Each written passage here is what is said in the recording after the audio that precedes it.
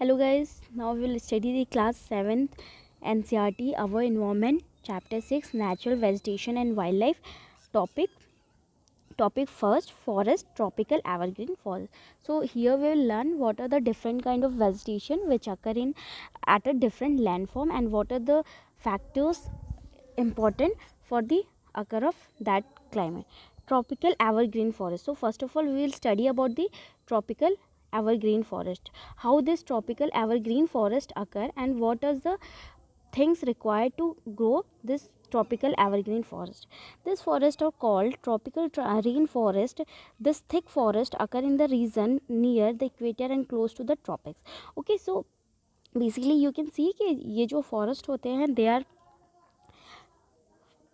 are tropical rainforest. Tropical rainforest means कि like we will understand it. Tropical rainforest, a place near to tropic area and which needed a rain, so forest become this. You can understand this thick forest occur in the region near the equator and close to the tropics. So basically ये जो kind of forest है ये कहाँ पे होता है, equator के पास और ट्रॉपिक्स के क्लोज में.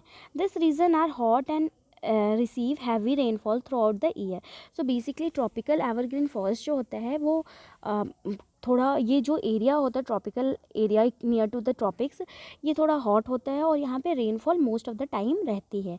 As there is no particular dry season the trees do not shed their leaves together. So basically what it's saying कि यहाँ पे कोई पर्टिकुलर ड्राई सीजन नहीं होता है, इसलिए जो पौधे होते हैं उनकी पत्तियाँ झड़ती नहीं हैं. This is the reason they are called evergreen. इसलिए ट्रॉपिकल एवरग्रीन फॉरेस्ट को या ट्रॉपिकल रेन फॉरेस्ट को एवरग्रीन फॉरेस्ट भी कहा जाता है. Reason because their leaves never shed. Thus the thick canopies of closely spaced trees do not allow the sunlight to penetrate inside the forest even in the daytime. What it's saying कि जो ये tropical evergreen forest होते हैं इनकी जो पत्तियाँ होती हैं वो बहुत ज़्यादा थिक होती हैं और थिक होने के कारण से दिन में भी सन की किरणें इनके पत्ती को पेनिट्रेट नहीं कर पाती है. Hardwood trees like rosewood, ebony, mahogany are the common here. So this are the just example of tropical evergreen forest. ठीक है, आपको अगर एग्जाम्पल आए कि what are the tropical evergreen forest आप ये सारे का नाम दे सकते हो. Now we learn the first thing. Do you know the tropical evergreen forest in Brazil is so enormous that it is like the lungs of the earth? Can you tell why? So आप यहाँ पे question क्या बोला कि जो Brazil में tropical evergreen forest है वो बहुत ज़्यादा मतलब लंबा चौड़ा है जिस टाइप लंग्स के थे. ठीक है, तो क्या आप बता सकते हैं ऐसा क्यों है? Now second thing, do you know anaconda? Okay, one of the world's largest snakes is found in the tropical rainforest. It can kill and eat large animals such as crocodile. ठीक है, आप देख सकते हो कि एनाकोंडा जो होता है, ठीक है, एनाकोंडा एक स्नेक्स का ही ब्रीड है. ठीक है, और ये इतना ज़्यादा बड़ा होता है और इतना ज़्यादा हार्मफुल होता है कि ये क्रोकोडाइल को भी खा सकता है. आप समझ सकते हो कि क्रोकोडाइल खुद भी बड़ा है और ये स्नेक्स खा सकता है. तो लेकिन तो आप समझ सकते हो कि ये जो फॉरेस्ट होगा ट्रॉपिकल एवरग्रीन फॉरेस्ट, ये पिक्चर में आप देख के थोड़ा रफ आइडिया लगा सकते हो कि कितना ज़्यादा डेंस होता होगा कि यहाँ पे इतना लंबा और इतना चौड़ा शाप भी रहता है. नाउ तो हमने फर्स्ट काइंड ऑफ फॉरेस्ट देख लिया, ट्रॉपिकल एवरग्रीन फॉरेस्ट. ठीक है, और यहाँ पे हम कुछ चीज़ें कंक्लूड करेंगे कि जो ट्रॉपिकल एवरग्रीन फॉरेस्ट है वो बेसिकली कहाँ पे होते हैं. लाइक इसको ट्रॉपिकल रेन फॉरेस्ट भी बोलते हैं. ठीक है, and second thing this thick forest occur in the region near to equator and close to the tropics. इसकी लोकेशन जाना बहुत इंपॉर्टेंट है. ये ट्रॉपिकल एवरग्रीन फॉरेस्ट कहाँ होते हैं, ये इक्वेटर और नियर टू द ट्रॉपिक्स के पास होते हैं. This regions are. अब ये आपको समझ में आ गया. ठीक है, तो आपको ये भी समझ में आ गया कि अगर ये इस ट्रीज़ को होने के लिए ट्रॉपिकल और इक्वेटर की लोकेशन की ज़रूरत है. तो बेसिकली आपको पता है कि ट्रॉपिकल और इक्वेटर पे जो टेम्परेचर होता है वो कैसा होता है. ठीक है, यहाँ का सीज़न जो होता है ड्राई सीज़न होता है और यहाँ पे rains most of the time रहती हैं. तो आप कंक्लूड कर सकते हो कि ट्रॉपिकल थ्री चीज़ें यहाँ पे कंक्लूड कर सकते हैं कि ट्रॉपिकल एवरग्रीन फॉरेस्ट की लोकेशन क्या है. ठीक है, क्या फैक्टर्स इंपॉर्टेंट है. ठीक है, इसके एग्जाम्पल 3 चीज़ें हमने इस पैराग्राफ से निकाला. तो आप इसको अगर स्टडी करोगे तो आप क्या कर सकते हो, टाइप्स ऑफ वेजिटेशन करके एक शॉर्ट नोट बना सकते हो, टाइप्स ऑफ वेजिटेशन. ठीक है, यहाँ पे आपने फर्स्ट लिख दिया ट्रॉपिकल एवरग्रीन फॉरेस्ट. ठीक है, फिर इसने आपने 3 कॉलम लगा दिया. ठीक है, और फिर उसके बाद आपका बड़ा कॉलम हो गया, फिर दूसरे टाइप्स ऑफ वेजिटेशन है। तो इसमें क्या होगा कि आपको एक शॉर्ट नोट रेडी हो जाएगा, आपको रिवीजन करने में बहुत ईजी होगा।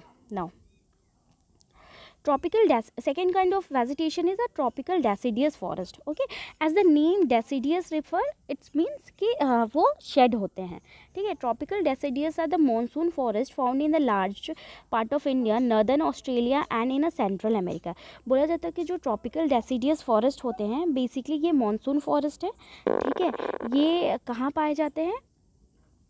दे are found the large part of India, India में बहुत से एरिया में पाए जाते हैं, नदर्न पोर्शन में, ऑस्ट्रेलिया में, Central America. So you can just correlated with कि like this is the name of tropical deciduous forest, okay, and their location is like Australia, ठीक है, northern portion of Australia, some portion of India, okay, Central America. So you can see this area is below the little bit below the equator. Now, this region experiences seasonal changes. Trees shed their leaves in the dry season to conserve water. So basically, what it's saying कि this kind of forest experiences seasonal changes. Okay, they experience the rainy season, they experience the winter season, they experience the summer season. Okay, they experience most of the season, and their leaves shed when there is a dry season to conserve the water. Now, the hardwood trees found in this forest are sal, teak, neem, sesame. So you can see the example of deciduous forest, that are the sal, teak, neem and sesame. Hardwood trees are extremely useful for making furniture. Basically ये जो plants होते हैं hardwood के, ये furniture बनाने के लिए बहुत ज़्यादा useful होते हैं. Now they are also useful for the transportation, construction material. Tiger, lion, elephants, langurs, monkeys are the common animals of this region. So you can just compare from the previous kind of vegetation, that in the previous kind of vegetation what kind of animals were found?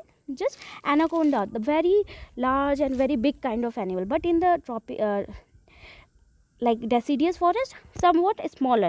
So you can compare कि जो tropical evergreen forest होता है वो tropical deciduous forest से ज़्यादा dense होता है. तो basically हम यहाँ पे दो चीज़ें समझ सकते हैं. एक चीज़ें तो हम ये समझ सकते हैं, जैसे कि हमने tropical evergreen forest में क्या समझा, tropical evergreen forest में हमने ये देखा कि tropical evergreen forest होता कहाँ पे, ठीक है, लोकेशन देखी, ठीक है, उसको क्या क्लाइमेटिक फैक्टर की रिक्वायरमेंट होती, एग्जाम्पल्स देखा, ठीक है, एनिमल्स देखे, हमने चार चीज़ें पढ़ी, ठीक।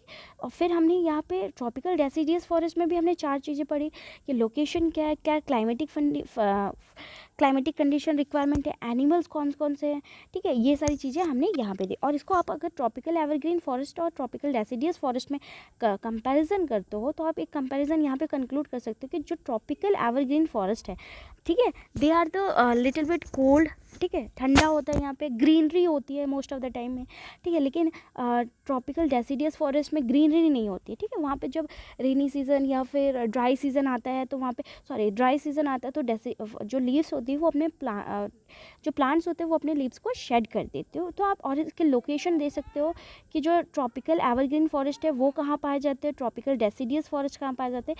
तो आप ये दोनों पैराग्राफ से कंक्लूजन करके एक अलग से लिख के शॉर्ट नोट में समझ सकते हो कि क्या है। तो हमने यहाँ पे ट्रॉपिकल डेसिडियस फॉरेस्ट को समझा। नाउ अब यहाँ पे आप देख सकते हो where in India do the tropical evergreen and tropical deciduous forest occur.